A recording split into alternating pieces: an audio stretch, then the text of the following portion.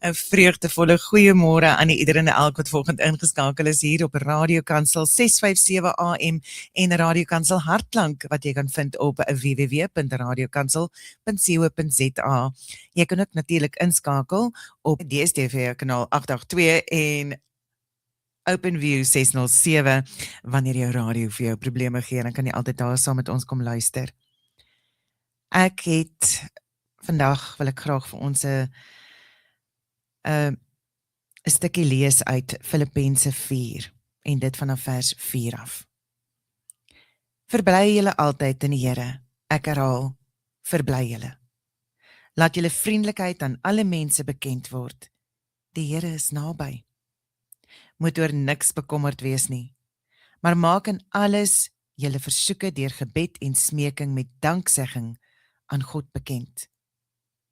En die vrede van God, wat alle begrip oortref, sal in Christus Jesus oor julle harte en gedagtes waak.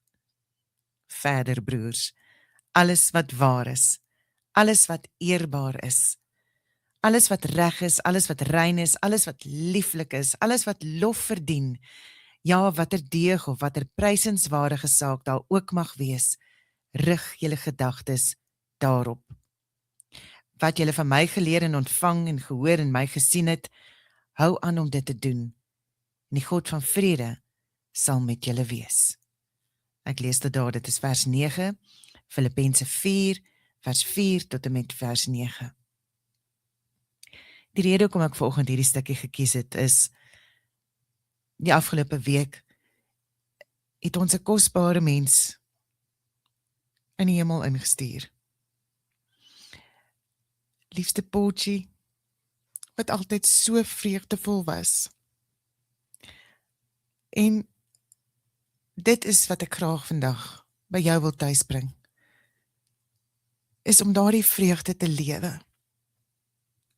Potjie was 'n goeie voorbeeld daarvan, wat ons kon sien, elke keer daai vreugde in sy oë, die liefde in sy gesig. Selfs in moeilike tye het hy 'n warmte gegee, wat daai vreugde vir jou gegee het.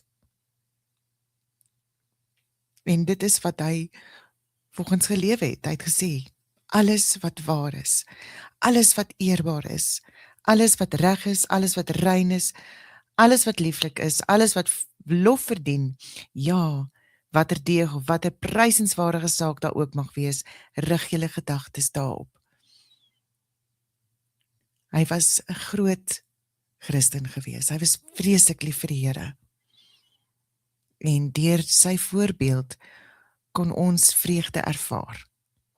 En ek wil vandag vir jou bemoedig en vir jou sê, daai vreugde lê binne in jou, dit lê binne in elkeen van ons. En ons kan dit weer vind. En ons kan dit vir die wêreld wys.